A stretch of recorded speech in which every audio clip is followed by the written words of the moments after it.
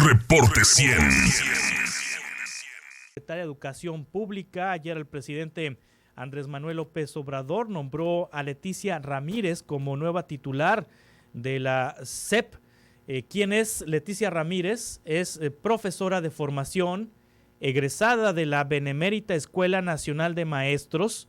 Se desempeñó 12 años en las aulas, además de contar con estudios en antropología.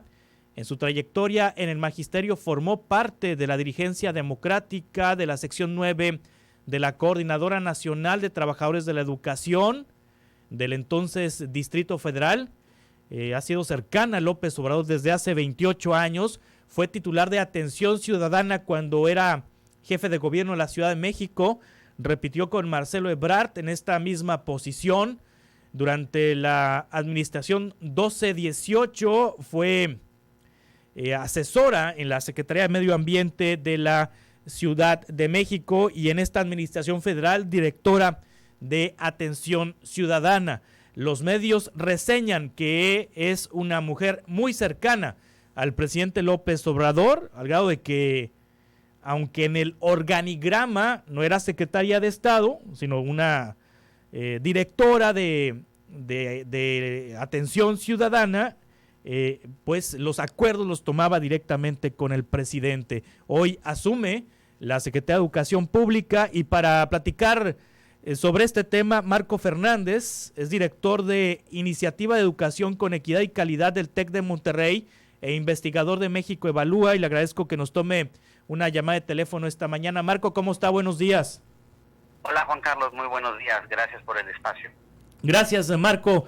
Segunda mujer en la historia de la Secretaría de Educación Pública que viene de las aulas. ¿Hubo alguna diferencia con Delfina el hecho de que al frente de la SEP haya sido nombrada una profesora normalista, una profesora con experiencia en las aulas? ¿No había antecedente en México de un profesor de educación básica al frente de la Secretaría de Educación Pública, por lo menos en la historia reciente, Marco? Pues lamentablemente no.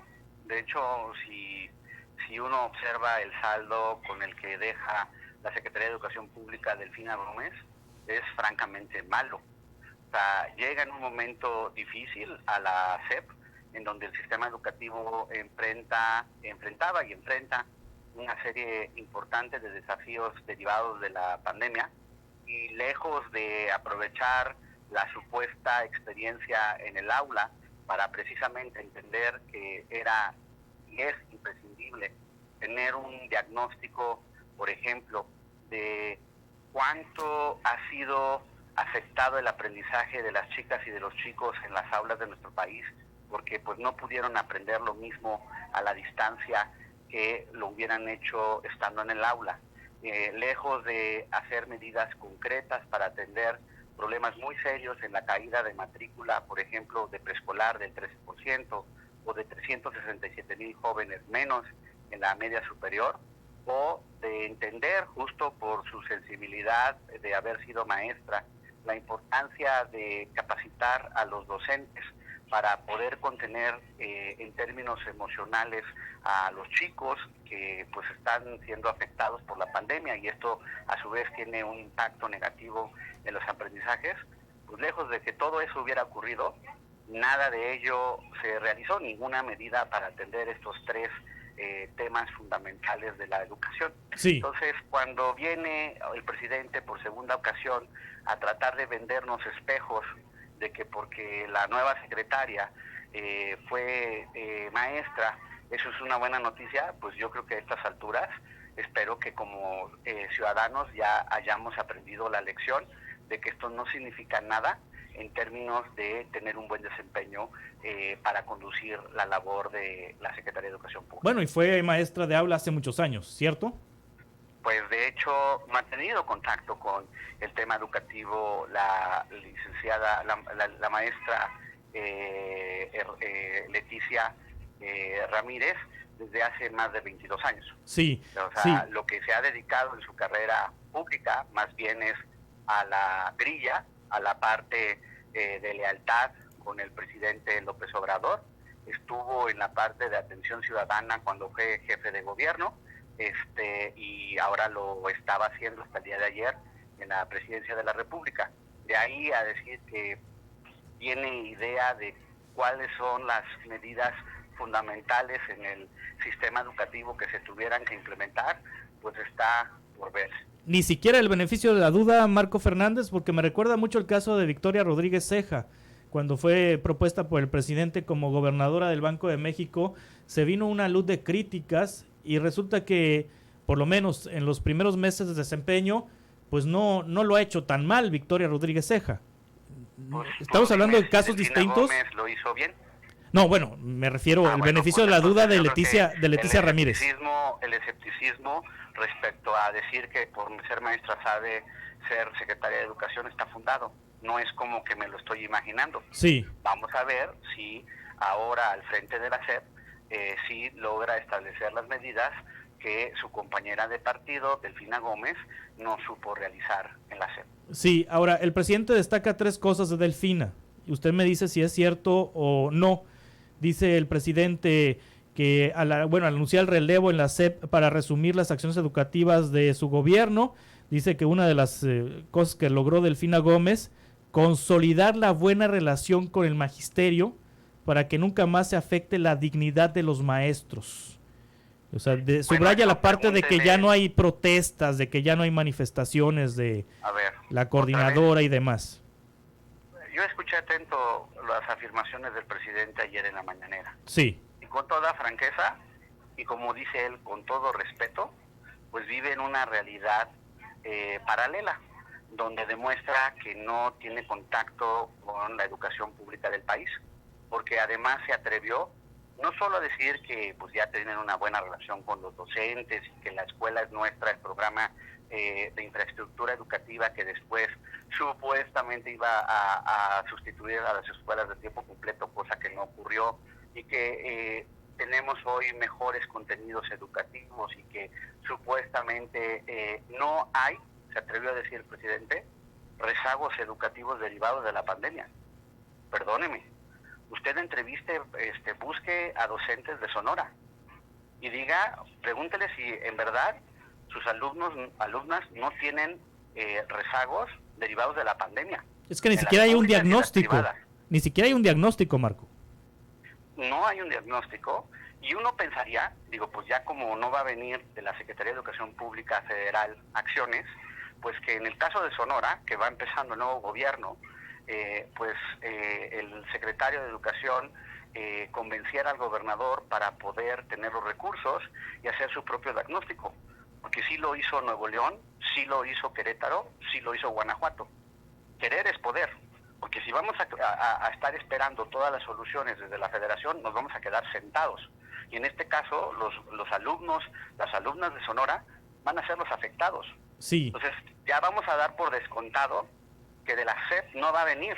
Entonces, ¿qué va a pasar con la Secretaría de Educación del Estado para establecer medidas? Uno, para atender el diagnóstico de afectaciones en los aprendizajes.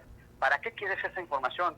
Para que los docentes tengan una ruta de cómo recuperar los aprendizajes no alcanzados en estos 2 años a la pandemia. Que el señor gobernador y el secretario pusieran realmente la educación al centro, estarían dando recursos del propio presupuesto para capacitar a los docentes, a ayudarles a contener emocionalmente a sus alumnos. ¿Qué medidas, por ejemplo, de tutorías o de acompañamiento docente se han anunciado en la entidad para poder rescatar a los miles de jóvenes de Sonora que lamentablemente dejaron las aulas? Ya que como esto no va a venir, insisto, de la federación, pues entonces los estados tienen que asumir su mayoría de edad y sean o no de la misma militancia partidista del gobierno federal, pues si sus compañeros de partido en el centro son unos irresponsables y omisos en materia educativa, pues que la gente en el estado sí asuma su responsabilidad al frente del sistema educativo de su entidad. Sí. Dice el presidente que se concretó la revisión de los contenidos educativos con expertos, pedagogos y los maestros que dan clases en las aulas, quienes tienen la experiencia directa y saben los requerimientos. Lejos de la imposición que se pretendía con la reforma educativa, ya están los nuevos contenidos y se van introduciendo en los libros de texto. ¿Es correcto esto? ¿Es verdad esto, Marco Fernández? Hoy se presenta los nuevos planes de estudio. Sí. En donde vamos a ver de qué manera capacitarán a los docentes, porque a los docentes se les pide, por un lado, capacitarse en el caso de educación básica en el nuevo modelo en los consejos técnicos escolares y al mismo tiempo establecer estrategias para poder recuperar aprendizajes no alcanzados de sus estudiantes. Digamos que le estamos pidiendo, la verdad, múltiples aspectos a los docentes sin establecerles vías claras.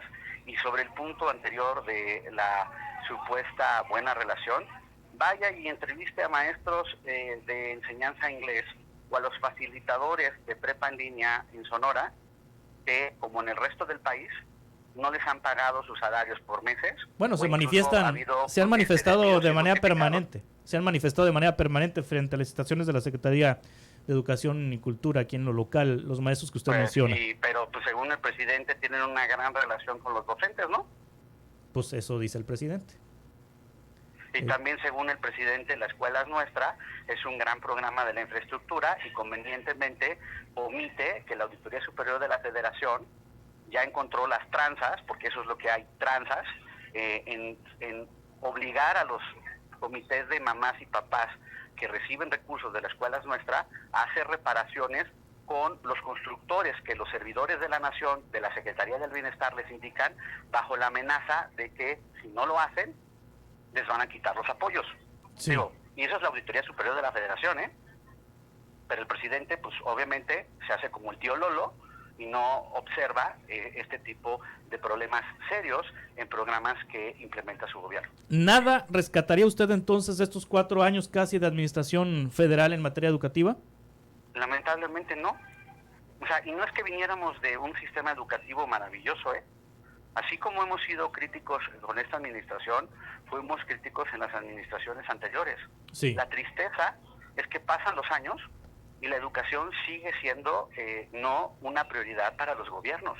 Se sigue utilizando como trampolín político y realmente atenderla, en este caso, la emergencia de los aprendizajes no alcanzados, la parte del abandono, la caída en la matrícula, la parte de la afectación emocional, que tendrían que ser prioridad máxima de cualquier gobierno y en especial de uno que dice preocuparse por los pobres. Y entonces, si fuera realmente su preocupación, entendería que la educación es la política social por excelencia para la movilidad social, para poder atender el problema de la pobreza y disminuir la desigualdad. Pero no, en cambio van y desaparecen las escuelas de tiempo completo, luego salen con el engaño de que lo van a poder sustituir con la escuela es nuestra, cuando los recursos no alcanzan para 3 cosas que supuestamente van a hacer. O, por un lado, reparar la escuela, pagarle a los maestros que están en las jornadas más amplias de las anteriores escuelas de tiempo completo y darle alimentos a los estudiantes que atienden a este tipo de planteles. Sí. Eso no va a alcanzar y cualquiera, insisto, mande a sus reporteros. Vaya ahora que empiece el ciclo escolar a las que eran escuelas de tiempo completo en Sonora y platique con los docentes, platique con las mamás y los papás y van a ver cómo la escuela de nuestra ha sido un gran engaño, porque no es cierto que sustituyó a las escuelas de tiempo completo. Ya basta de aceptar las mentiras desde la mañanera y no empezar con hechos, con datitos, a desnudar los dichos presidenciales. Sí, Marco Fernández, por lo que usted me dice, es un sexenio perdido en materia educativa. ¿Habría entonces ya que empezar a voltear a los próximos posibles candidatos presidenciales para empezar a ver qué propuesta traen o de qué van a partir? Es decir, ya empezar a cuestionar a Claudia Sheinbaum, empezar a cuestionar a Marcelo Ebrard, a Dan Augusto López. Mira, yo como lo veo, Juan Carlos, son 2 cosas. Por un lado, sí, lamentablemente a nivel federal, pues no hay mucho que esperar en materia educativa. Pero lo que necesitamos entender es también cambiar el chip centralista y exigir a nuestras autoridades en los estados, en este caso en Sonora. O sea, está empezando el sexenio de Sonora. Sí. No tienen que esperar a ver quién llega a la presidencia para que el señor gobernador y su secretario de Educación asuman su responsabilidad respecto a los estudiantes de Sonora para atender la emergencia. Insisto, por eso puse ejemplos de otros estados que lamentablemente son la minoría, pero sí hay estados que están tratando de hacer las cosas de manera distinta. Pensar que todo va a venir desde el centro y la federación es un error. Sí, en su momento hay que cuestionar a Sheinbaum y a los demás precandidatos de sus propuestas concretas en materia educativa, pero por lo pronto los niños y jóvenes no pueden estar esperando a ver cuándo llega el nuevo gobierno. Hay un gobierno que acaba de comenzar en Sonora y a ese es el que hay que estar exigiendo en materia educativa respecto a la entidad. Sí. Y ya, bueno, le tocará ya completamente este ciclo escolar que viene al nuevo titular de Educación, que a diferencia de las dos últimas secretarias de Educación Pública, el secretario de Educación en Sonora sí viene de la academia. Viene de la academia de toda su vida, pues no viene de la política. Eso de alguna manera quizá pueda ayudar. Esperemos en verdad, que en las próximas semanas la autoridad educativa en el estado sí anuncie medidas concretas para atender estos 3 problemas a los que hice referencia. Insisto, ya dejemos el chip de que todo va a venir desde la federación. Lamentablemente no ha sido así y no va a ser así. Entonces, tenemos una responsabilidad con las niñas, niños y jóvenes de nuestras respectivas entidades, y en los lugares en donde se ha logrado la colaboración o hay una disposición a la colaboración, ahí están los resultados. Yo con toda franqueza y con toda transparencia, nosotros desde el TEC de Monterrey hemos ayudado, por ejemplo, a los 3 gobiernos que yo mencioné en el caso de la media superior para poder ver la parte de sus evaluaciones diagnósticas. Hemos estado trabajando con sus docentes para establecer las rutas de recuperación en ese nivel educativo. Sí. Yo sí observo, insisto, que ante el tamaño mayúsculo que hay de estas afectaciones, pues lo que se necesita es, por un lado, exigirle a la autoridad que nosotros como ciudadanos en verdad defendamos el derecho a la educación de nuestras hijas, hijos, de nuestros nietos, de nuestros sobrinos, sobrinas. No podemos ser así como la actitud de ni modo, ya hubo una crisis, no la resolvieron, híjole, lástima. No, porque esa indiferencia, esa falta de exigencia a la autoridad, la factura va a pagarla esta generación en primer lugar, pero en segundo lugar, la sociedad en su conjunto. Que hoy 367,000 jóvenes a nivel país ya no estén en la media superior es una tragedia mayúscula, porque estos jóvenes van a crecer y no van a tener buenas oportunidades de trabajo, ni tampoco un buen salario, y por lo mismo cuando ellos crezcan a su vez y tengan a sus futuras hijas, a sus futuros hijos, difícilmente les van a poder dar mejores oportunidades. ¿Y qué pasa con este resultado por omisiones educativas y trayectorias educativas truncas? Los problemas de desigualdad y de pobreza se perpetúan con saldos muy negativos para la sociedad mexicana, no solo para estos chicos, chicas que dejaron de estudiar. Marco Fernández, muchas gracias por tomarnos esta llamada, director de la Iniciativa de Educación con Equidad y Calidad del TEC de Monterrey e investigador de México Evalúa. Estamos en contacto para futuras conversaciones, si le parece. Gracias por el espacio, Juan Carlos. Reporte 100.